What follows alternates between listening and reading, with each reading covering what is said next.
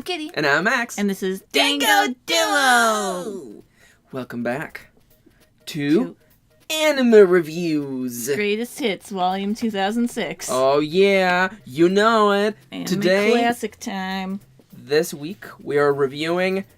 Kitty, what did you know about Code Geass before we started watching? I can't say, because that's a spoiler. The only thing I knew is that the awesome ladies of Clamp design all the characters. I knew that too, but I can't say my main It thing is about a, coming into this it series, is a spoiler. which I'm so glad you actually forgot about. Oh, no, yeah. Apparently you told me in I've passing. told you like 3 times in passing. Yeah, I have no recollection Thank of this, God. of this place. It's fine. So that's what the viewers are not allowed to know. What are the viewers allowed to know, Kitty? I should probably tell you what this anime is about. Yeah, what's Code Geass all about? That's what it's called, right? Geass. I mean... Well, my gay ass, Code Geass, Lelouch of the Rebellion was produced by Sunrise with character designs by Clamp. It ran from 2006 to 2007 in its first season. The anime takes place in an alternate history where the world is controlled by 3 warring factions. This story follows the titular Lelouch, who is living in Area 11, formerly known as Japan. This 25-episode anime is centered on the exploits of Lelouch in his quest to overthrow the Britannian government thanks to his newly gained mysterious power called Geass. You're saying it's not gay ass? It's not gay ass, I'm sorry, but... Well, that's already a minus. I know. Well, there's some gay ass in here. Oh, that is true, unfortunately. You know... But before we talk about the negatives, Kitty, what did you like the most about Code Geass, Lelouch of the Rebellion? Revolution. By the way, if you're hearing noises in the background, that's the chinchillas. Anyway, the thing that I like the most about this anime is that it's really good at bringing characters, introducing characters and then tying them to everybody else in the story. We have the character page open right now, and there's literally like fucking 25, 30 characters, and most of them tie together with at least 2 other characters, pretty much. It's kind of crazy, honestly. And though it's not always graceful in its way of tying these characters together, it is still fun to be like, oh shit, they know each other? Oh damn. Or, seeing these characters meet for the first time being like, they were connected? There's an arranged marriage here? They're secretly siblings? It's basically that throughout the entire anime, and it's good shit. Now, Max, what was your favorite thing about Code Geass? I want to first just come out and say that this anime has issues, okay? And it is part of the way that we do things at Dango Duo, that we look at the positives and the negatives, and although this anime is not perfect, it has one positive that I cannot deny, and man, is the pacing in this anime, like, top-notch. It's really good. Sometimes it's too fast, but most of the time it's like, let's go. Which reminds me, this anime has, like, American-style editing. It does. Where a character starts a sentence and someone else, somewhere else in the world finishes it. It's also talking about that same thing exactly. somewhere else, so they keep bouncing off each other like they're in the same room, but it's 2 separate locations. Yeah. That's good shit. It feels like very American editing. Like, I haven't seen an anime that does this, and this is from 2006. Yeah. That's silly. That's crazy. But every episode has something going on, something that is meaningful. Even the thing with the cat comes back. Even the cat episode comes back in, like, the second to last episode, and you're like, it's the cat. Like, we watched this whole 25-episode first season in, like, 4 sittings. Yeah. We devoured it. And Key's gonna talk about this in a second.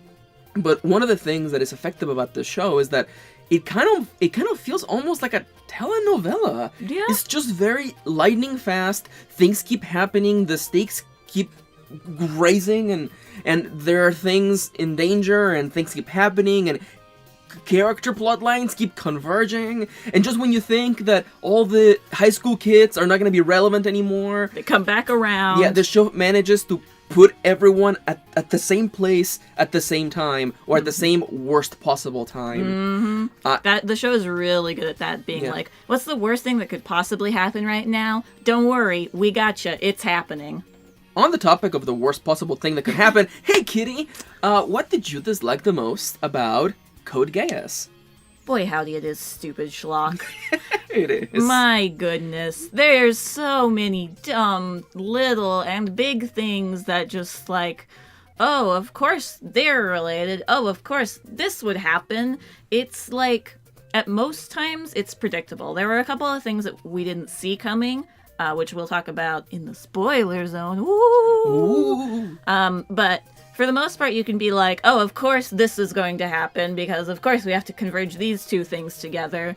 And of course there's an arranged marriage in here. Why wouldn't there be an arranged marriage? And of course, this character that you knew suddenly turns out to be a prince. Of course!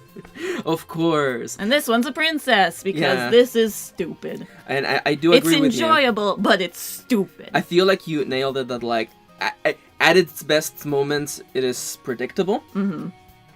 There has a couple moments where we go, oh, we didn't see that coming. Yes. But for the biggest part of this show, we're yes. It is kind of stupid. And sorry, I'm breaking in. No, come on in.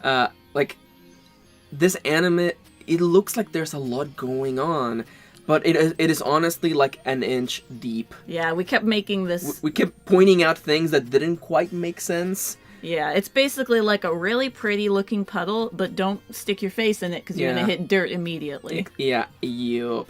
Especially when you start trying to break down the world building. Ooh, yeah. We'll talk about that in the spoiler zone more in depth, but it's pretty dumb. You mind if I go take for it from it? here? What's your negative, my babe? You're gonna notice that I'm gonna be really brief on my negative, and that's because we almost never do this anymore. But we're gonna do an additional video, the spoiler zone, where we're gonna go through the biggest points. Not always bad things, but things that we just need to get out off our chests. And my negative is the character of Nina Einstein. Yes, her name is Einstein. Yes, her name is Einstein. Don't think about it. She's Britannian. Is she Jewish? Don't think about it. It's fine. Just don't Alternate think about history, it's fine. She... Just like in Stranger Things, the character of Nancy is like the pivotal, all the plot holes are due to her doing dumb things at the worst possible moments. Nina is not that, but she's almost that. She's getting there. Yeah. Like... The most uncomfortable part of this show comes from a random-ass scene with Nina that we don't talk about ever again. We will talk about it on the spoiler zone and then never talk about it ever again. Because the anime doesn't. So, here's the dealio, okay? As we mentioned, when you have all these characters, all these pieces moving on the board, the anime looks almost graceful. It almost looks like it really fucking got it. It's really trying its hardest to just like connect everybody together in some capacity. But this is almost what I would say the definition of a parlor trick. Once you start looking at it, you start like focusing on it, and you realize, the duff was in his head all along. Or you notice that, like, hey, what about this thing over there and that thing over there? And, how does the Britannian government work? I don't know, and we've seen 25 episodes of this. And why is it based in what is clearly the idea of Britannia from the Holy Roman Empire, but they are wearing what is clearly, like, German/Russian-inspired uniforms? It's just... it's one of those things. Now, we're not leaving you hanging. I'm going to give you a quick overview of another little negative that I have with this show. Because this is a very overarching thing. It's starting in the opening. It starts in the opening. And the thing is that, like, the character designs for the show were by Clamp, who are fantastic ladies who have been creating amazing stories for decades now. Queer stories for decades. Yeah. And we cannot overlook this. These character designs, I don't know if it's because they were designing characters or because the lead writing team actually wanted half the cast to be female, but it's great. There's a lot of female characters in here. There's a lot of female representation of both queer, disabled, stuff like that. There's a lot of, like, interesting characters that are coming here, but... The show will not let you forget that they are sexual objects. They are the women. They are the women, at every turn, especially with the character of Colin, at every turn the anime is like, don't forget, she has boobs. She has giant knockers. Yeah, also this anime is like one of the last animes that I remember where they actually have nipples. I know, it was very They actually show nipples, and it happens throughout the entire series. And there's one nipple that's incredibly uncomfortable, but we keep seeing it, and I'm like, please stop. Please stop showing the underage girl. Yeah, please stop showing her nipples. That's one of the unfortunate things about anime, is that even when it's made by these amazing ladies, and they create what is very clearly disabled and queer representation in this, unfortunately, the writing is very male-orientated and male-centric, and you can tell that that's where Clamp stopped. It was just the characters, and somebody else took over the writing. The show will not let you forget that they are sexual objects, and that's the worst part of anime. Mm-hmm. Now, don't forget huge knockers. Don't forget she has huge breasts, and C2 has an enormous ass. Okay, that the opening makes sure that you remember. Make sure to place your face right against the screen so you get the full breadth of her ass. Mm-hmm. Now, negatives, positives. They're not equal. Sometimes the negatives do outweigh the positives, or sometimes it's the other way around. In this case, Kitty, looking through our feelings, do we recommend Code Geass, Lelouch of the Revolution? Rebellion. Of the Rebellion. Season 1. Season 1. If you are interested in an anime telenovela / soap opera, you're going to enjoy this. It's a political soap opera with some school shenanigans, with some political intrigue. And there's also giant robots. I forgot to mention this. Giant robots in this. It's produced by Sunrise, who does Gundam, so... I thought this was going to be a mecha anime, but it's actually a political intrigue anime. With some mechs, and with high school. With high school drama, don't forget. Kitty fucking nailed it. This is a schlocky telenovela. And don't let anyone try to tell you otherwise. It's a serious story about real things that could have happened.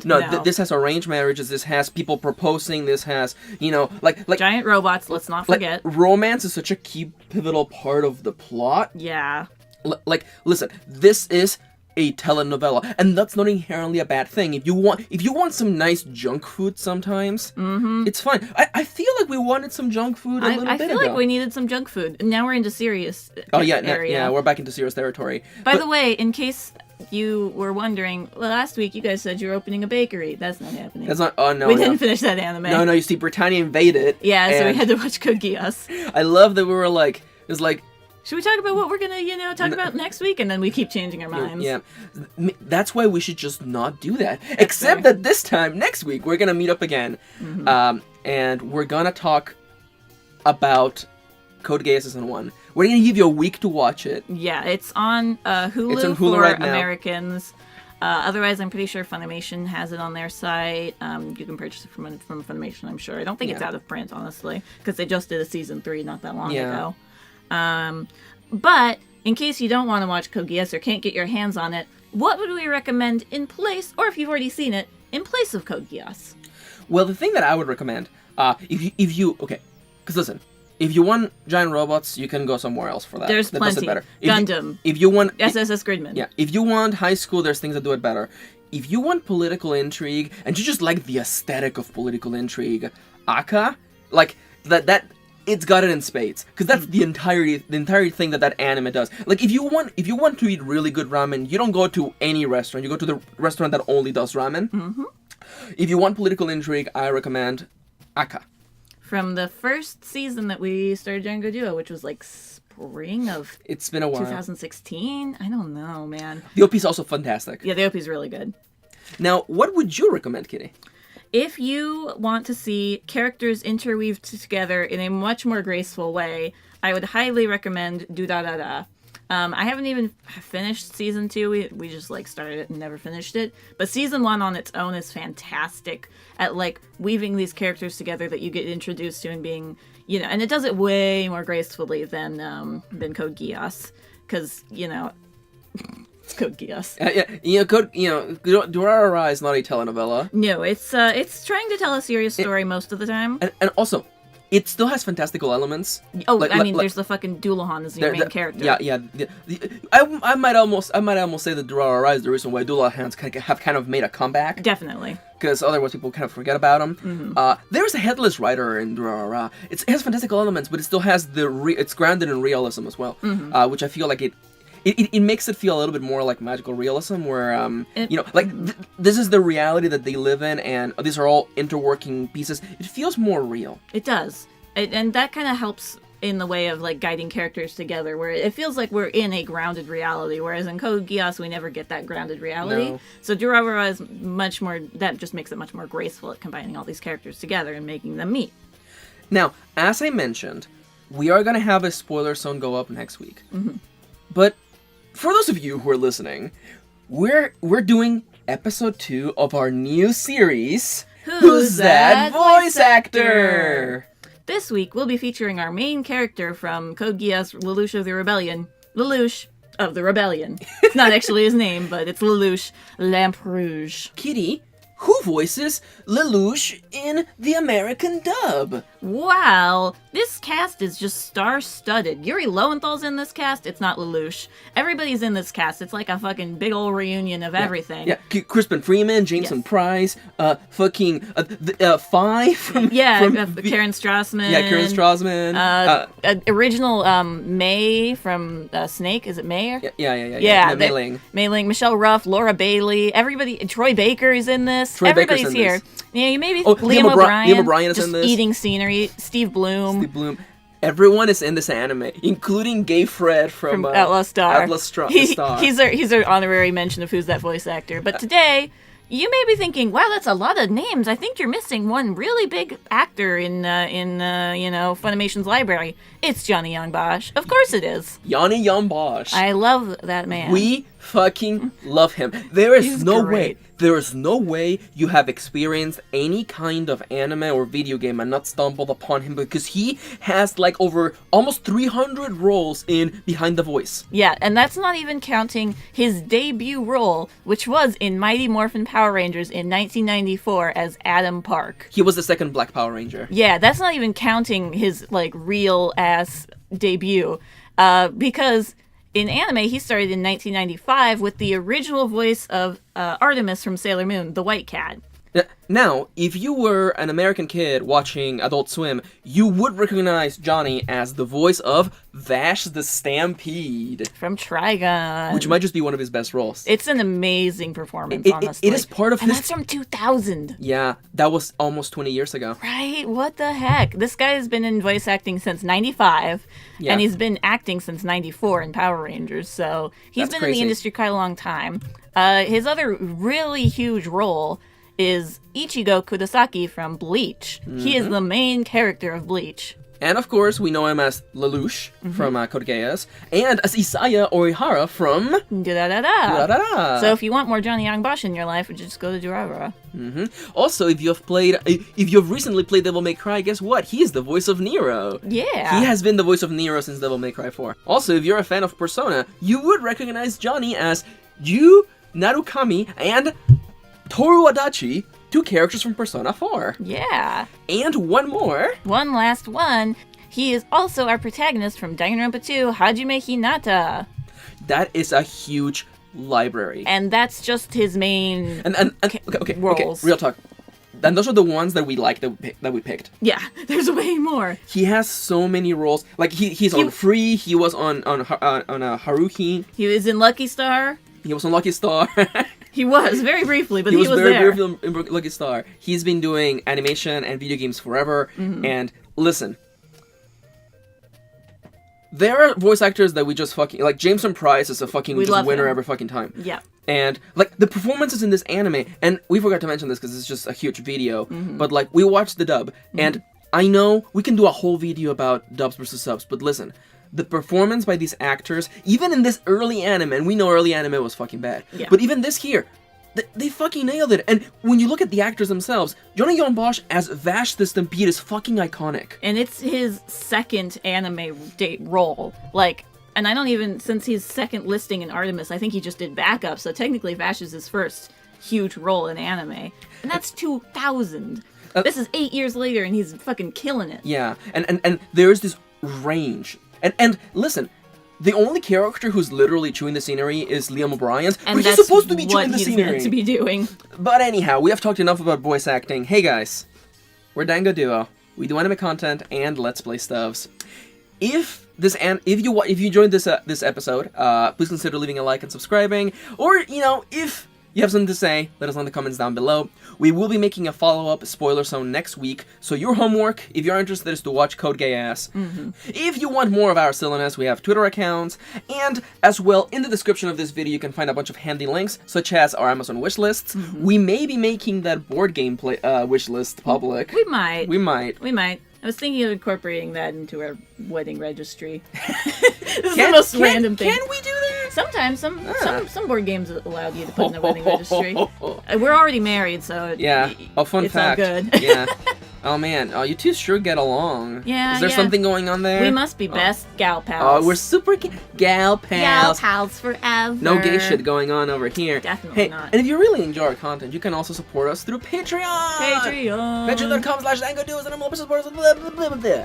Patreon.com/Dango Duo is the number one place to support us and what we do. You pledge money, you get cool perks, you support us and what we do. Woo-woo. You can get shoutouts by pledging $1 like the following people: Alexa Hoshi, Amelia, Angela, Erasos, Lier, Luna. and Sound. Thank you for your support. Arigatou gozaimashita. Yeah, whoop whoop whoop whoop whoop. Well, this was such a big. This is a big video. We didn't Video? even talk about like so many things because That's that's what what happens with a 25 episode anime. That's what we need the spoilers on. So we'll come back next week, Sorry about that car in the background. just when we were finished. It's fine. The music is playing, so you probably can't hear it. Hey guys, we love you. Thank you for tagging along, and also, guys, are you gonna talk about the cliffhanger and Oh. the second season? Oh yeah. Don't worry. Let's rendezvous next week, same place, time. same channel, and we'll talk the spoilers for Code Geass Season 1. Code Geass out.